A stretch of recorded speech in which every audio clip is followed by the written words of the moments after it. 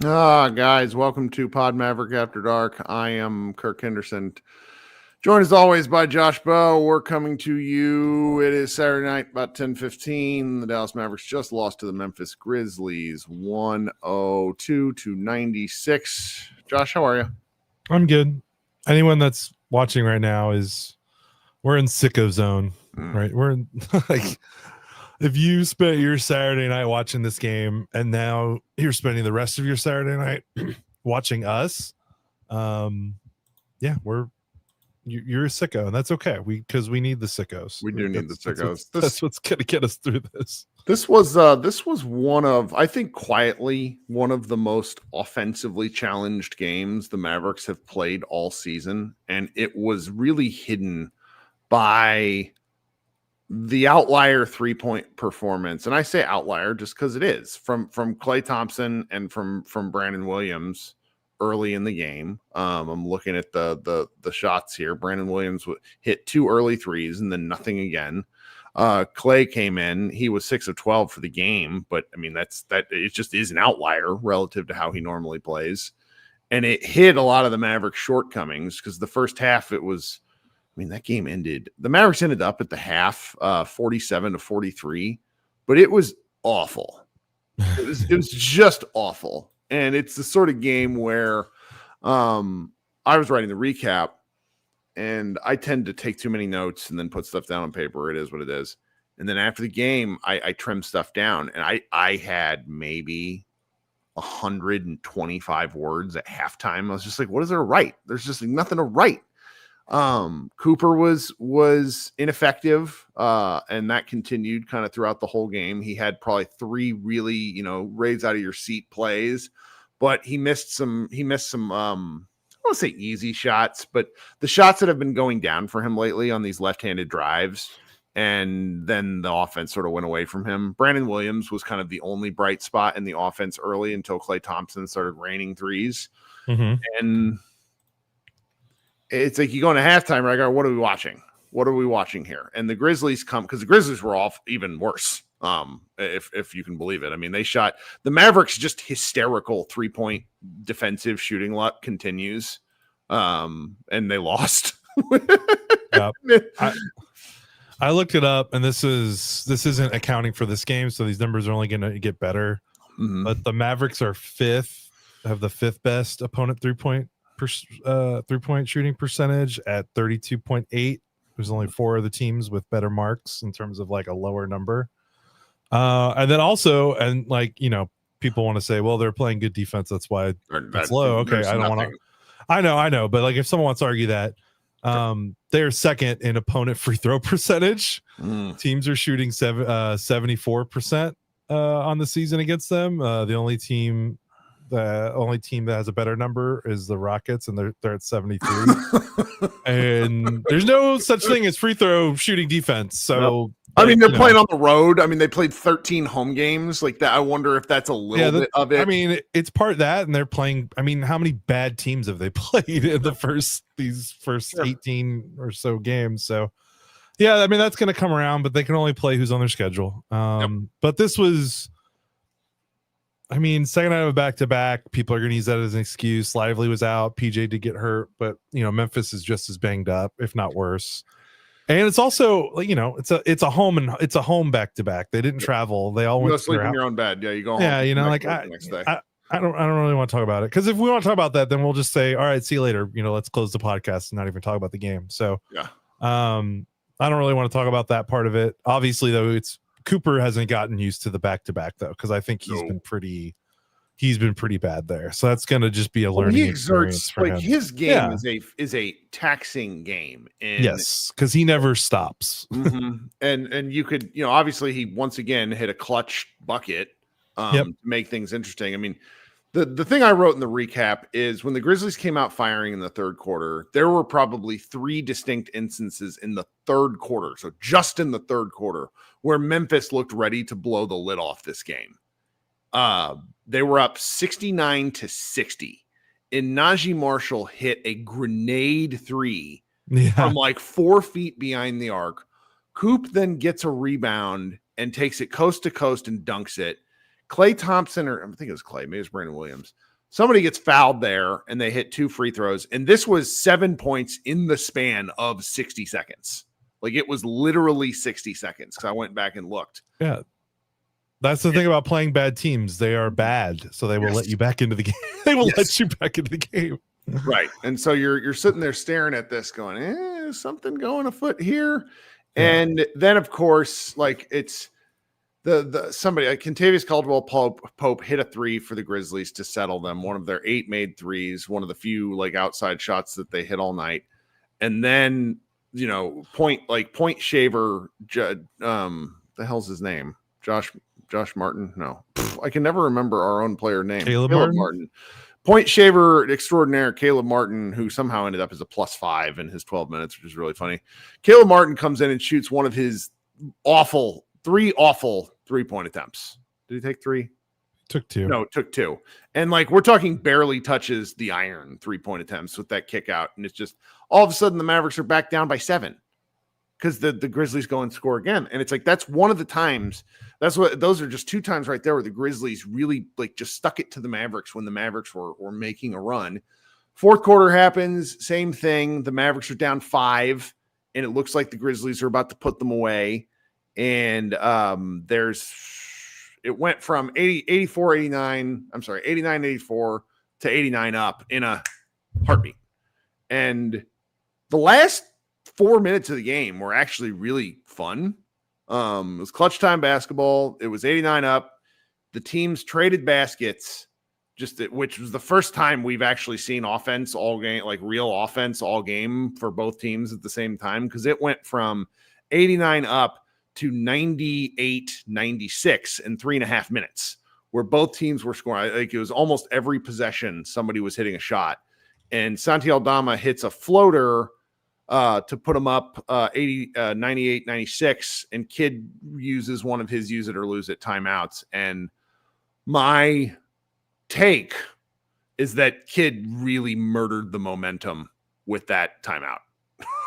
Because I wasn't even paying attention to that. I'm having to write the recap, so it helps. Yeah. So it's like they call the timeout, and then they come back out of timeout, and they force feed 6'9" Daniel Gafford, and the Mavericks had gotten Zach Edey in his 5th foul with about 11 minutes left in the game, and they just could not get that 6th foul. And I think they were really inching for it, hoping that Edey would foul Gafford. And I kind of feel like Gafford actually did get fouled. It was a pretty tough take underneath the basket, and that was the last decent look that they had.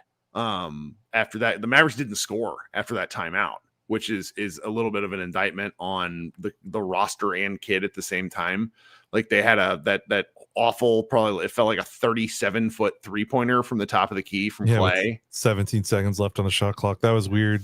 It was like a bobbled like handoff. Yep. And I wonder if they lost track of the time, like because of the play got blown up. And I wonder if Klay was like, "Oh crap! Well, we got to get a 3," because the Mavericks didn't have any timeouts. So like the 2-for-1 wouldn't have made as much sense. That's why I don't understand why Kidd used that one at a minute.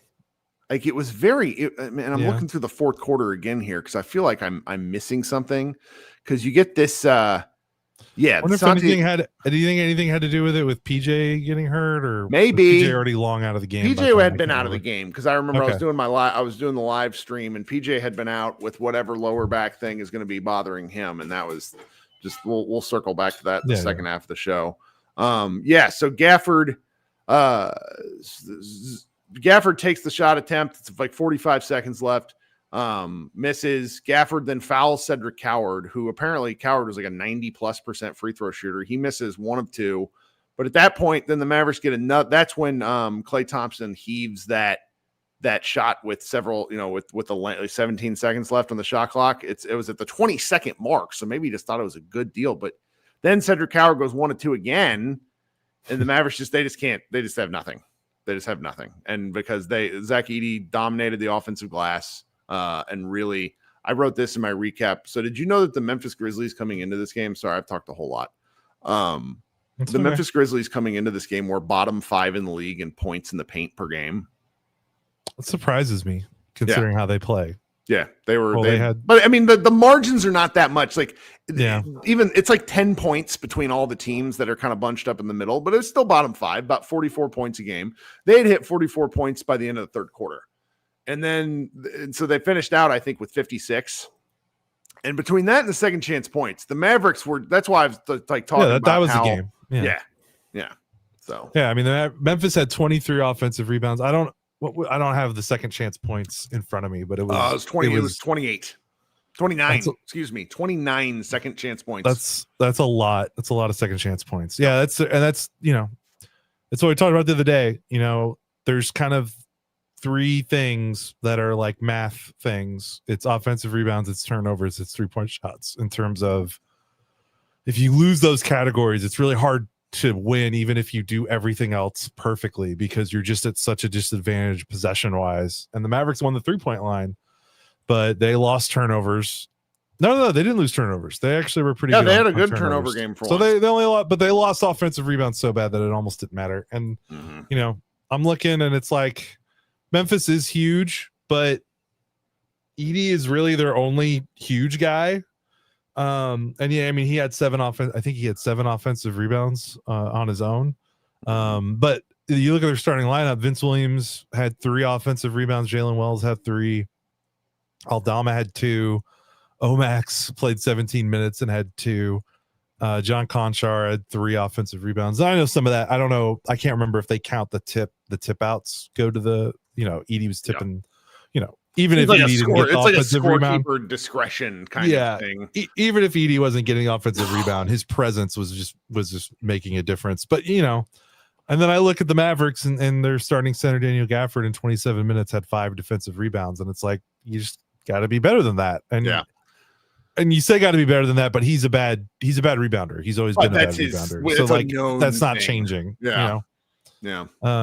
So there's nothing really you could do about that. Like, they just, without Lively, they didn't have it. They just didn't have the horses. They could have won this game if they got, if they would have gotten 5 or 6 more defensive rebounds, it feels like. But they couldn't do it, and they lost. And it's a bad loss, but I don't know. I don't know what to say. Like, they looked worn out. They're already skating through a lot of these games. Like, I mean, they did not look, they barely beat New Orleans. New Orleans isn't good. We had fun with it because it was a fun finish, but it's not like a heartening finish. Like, you're not winning that game going, I'm not like, that game didn't end and I'm like, all right, here's the turnaround. It was like, oh, they kind of clawed their way through that, and now they play 4 straight road games at Miami, at Lakers, at Clippers, at Denver. That if they play sucks so much. If they play those 4 games like they played this 3-game homestand against the Knicks, Pelicans, Memphis, they will go 0-4.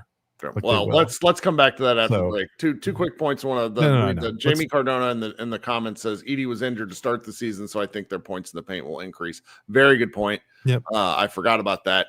Dallas Masochist says I'm slowly getting over 6'9" Gafford with a long win share, especially in the postseason.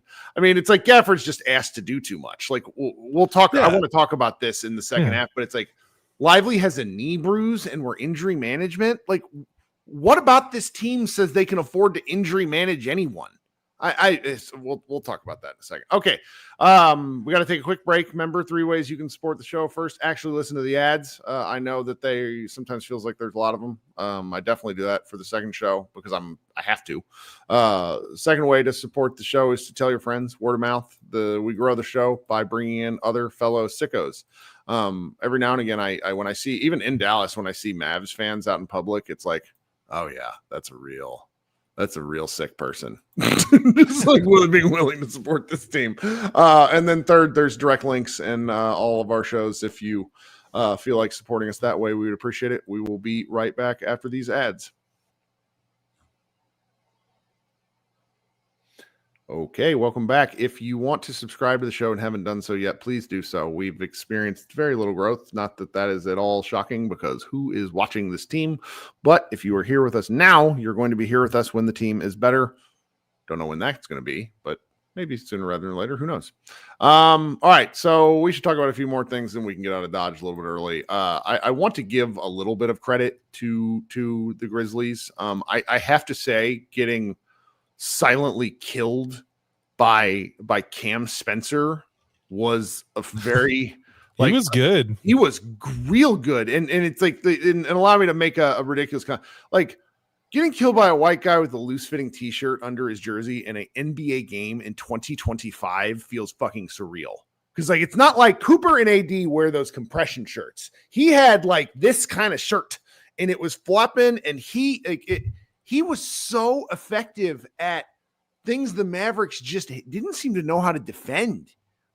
He's 6 of 10 from the floor. I'm looking at right now, 3 of 5 from 3 and 2, including a couple of big ones late. Some real nice passes and just sort of shifty. He's a good basketball player, man. Yeah. He has a good pace in the pick and roll. Mm-hmm. He's got a good shot. Like his 3-pointer looked great. Yep. He's good about like drifting and relocating to open spots on the floor. That was the thing that I noticed. Yes, very good at that. Very good off the bounce and getting himself settled for his threes, even under duress. And he was good at, and he had a couple of nice scores at the rim and in the paint too in the fourth quarter. Like that was pretty composed. Like he's got a good handle. He kind of knows when to go, when to not go. Like I think something point guards have to learn is like, don't leave your big man out to dry when they set the screen. Like don't go too early, wait for the screen to actually get there and then go. Because some guards, inexperienced guards or guards that aren't good at the pick and roll, they'll just go. They'll go too early before the screen's there, and either your big will commit an offensive foul trying to set the screen and move to meet you, or you don't create an advantage because your big wasn't there to screen. And now we're getting into the weeds, but like I thought he was really good in pacing out the pick and roll and finding his shot. He was there. I thought. I mean, I know Aldama and Edie at times, like those were kind of their main guys. I thought he was their best player on the floor. Like, I think so too.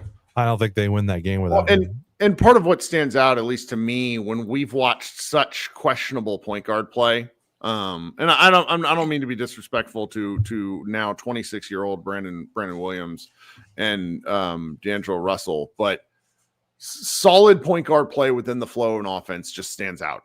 And Williams was by no means bad, but he has one setting and it's go fast.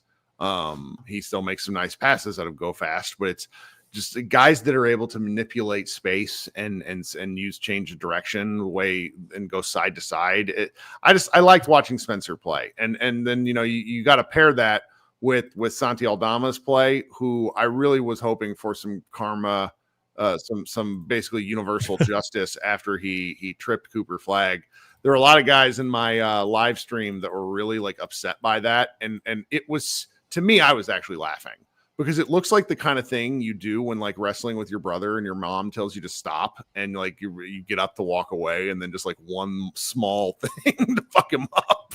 Yeah. It really escalated quickly, like classic. And, Klay Thompson comes out there like a bat out of hell. Good for him for wanting to step up for his team. Same with, Jason Kidd. Kidd never did that for Luka Doncic. Just going to put that out there in the universe. And there was a lot of touchy stuff late in the game, like Gigi Jackson, I think it was, with a just S-tier flop as him and Klay Thompson went nose to nose that made me laugh so hard in the process. The refs didn't even review it. It was such a flop, but at the moment it looked amazing. What else about this game that was just preposterous to me? I mean, PJ was playing. I mean, he couldn't hit any threes, but before he got hurt, he was killing it in the post, especially when Jock Landale couldn't play the second half from an injury. So when Edie was on the floor, Memphis went small. And whenever they went small, PJ was at the rim, like doing a very good job taking advantage of that. So it was kind of a shame. And when he didn't get to finish out that game, because they were having trouble scoring down the stretch. I think they would have been. I don't know. Edie was on the floor toward the end of the game, but you definitely missed that. I like seeing PJ near the basket and utilizing, not necessarily like it's not like a traditional post game, but just getting him driving and getting him catching the ball as close to the basket as possible. I feel like good things happen. I agree. And the other thing, He's got a really fun. It's just a good decision making area for him. He makes a lot of the right, like when he's not dribbling too much and he just is able to sort of size things up with his back to the basket. I like when PJ's down there. We saw a lot of that last season down the stretch when he was like the only offensive engine too. Yep. And then the other thing, do you feel like he had 9 attempts last night? He had 6 against the Knicks. I'm wondering about Max Christie. He only had 2 3-point shots. And I'm wondering how, like, I wonder if teams are just going to be like, man, like it's going to happen eventually. Like the scouting report just has to catch up. Like the Mavericks are bottom 5. I don't know if they still are because they've actually made they've had a couple of good 3-point shooting games the last 3 or 4 games. But, you know, they're like bottom 5 3-point shooting team in terms of percentage. And that's with Max Christie being top 10, like hitting almost 50% of his threes. Like at a certain point, these teams, I know there's not a lot of practice and there's not a lot of scouting during the regular season. Eventually these teams got to be like, all right, look, literally let anyone else shoot but him.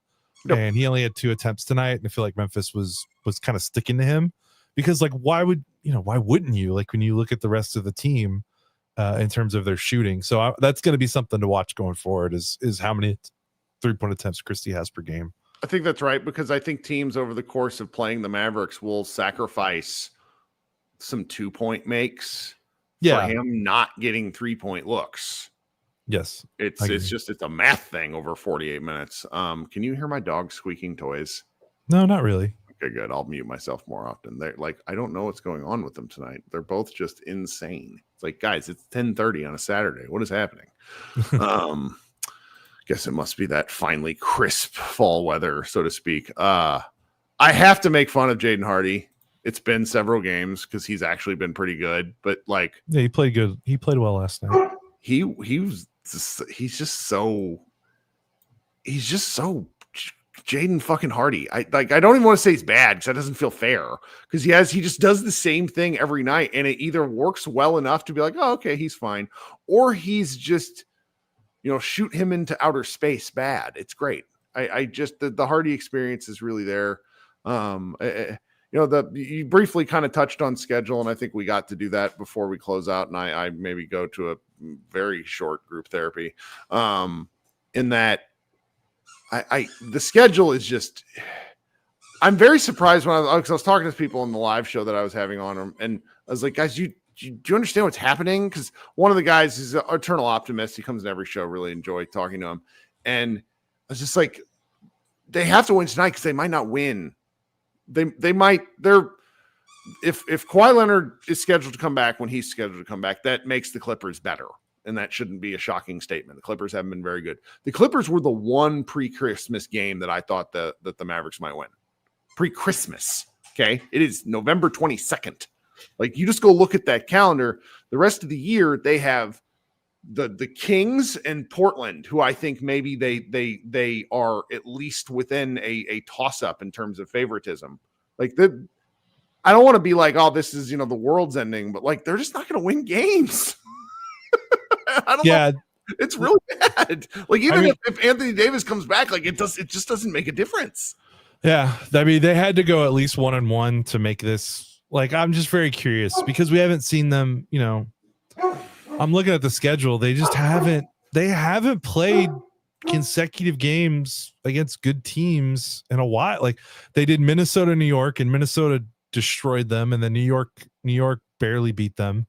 That was the last time they played back-to-back, like, good teams. And then before Pelicans. That was sorry, somebody in the chat said Pelicans, and I'm like, oh, I missed that one. My bad. Oh, and then they played the last time they played Detroit and Houston back-to-back, and they played both of those two teams like pretty close. I know the Detroit game, the scores don't look super close, but those were competitive games entering the fourth quarter. So, and then like you look at their schedule, like they just haven't played a lot of they haven't played a lot of good teams. So I heard a great conspiracy. What? Somebody was like, so not only did the NBA give Cooper Flagg to the Dallas Mavericks, they then made their schedule butter soft so that they could get off to a good start. And sure, it's a great conspiracy because, number one, you can prove nothing. Number two, you're looking at it and you're like you can kind of see it. It's like, and the fact that they're going to be this bad, it's like they're still not going to be bottom, 5 in the West. I don't know. They're going to be bottom 5 in the West. They're going to be outside the play-in, but they're not going to be, they're just not going to be like Washington Wizards level bad. No, I think they've at least proven that enough.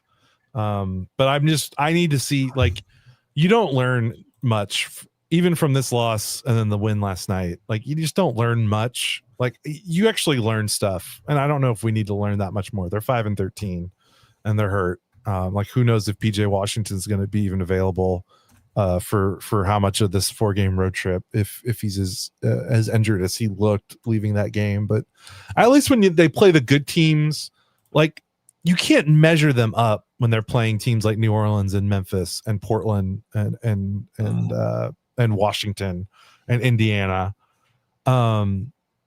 At least when they play, like, they're going to play Miami and they're going to play Lakers, they're going to play Denver. It's like, okay, this is what a good team looks like.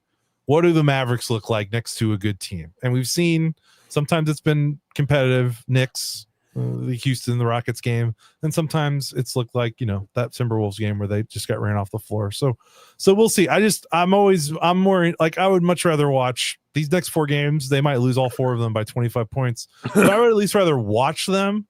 I'm more excited to watch those games because I feel like I can at least get something out of it instead of watching these two. Like, like, what did we get out of this game tonight? I know they lost and that sucks, but it's like, this isn't like a kind of loss where I'm like, this team is just so bad. I can't believe they lost this game. It's more just like, it was just 2 bad teams just kind of ran head first into each other, and then the Mavericks fell on the floor before the Grizzlies did. Like, I don't know. Like, I'm at least curious to see how they look on this 4-game road trip. They haven't been on the road a lot. Like, maybe it's bad. I don't know, but I'm just curious. I just want to see what happens. Well, you got to be curious in order to keep doing this. And right. I will say, so after a 5-game and 7-night stretch, we get Sunday off. They play the Heat an early game, 6:30.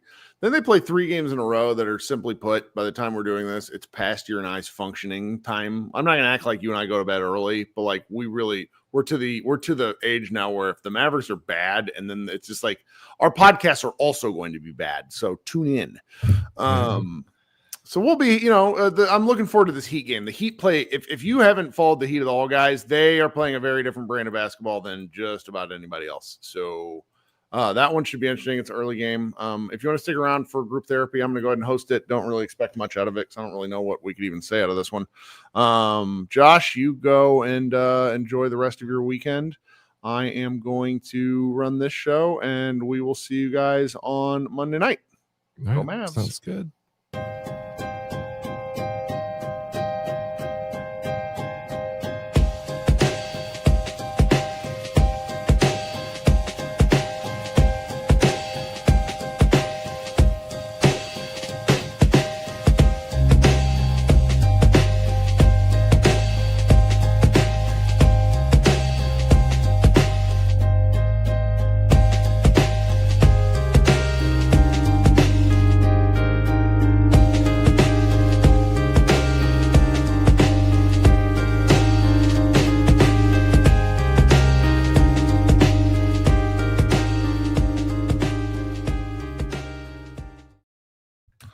Hello, everyone. Welcome to, what is this?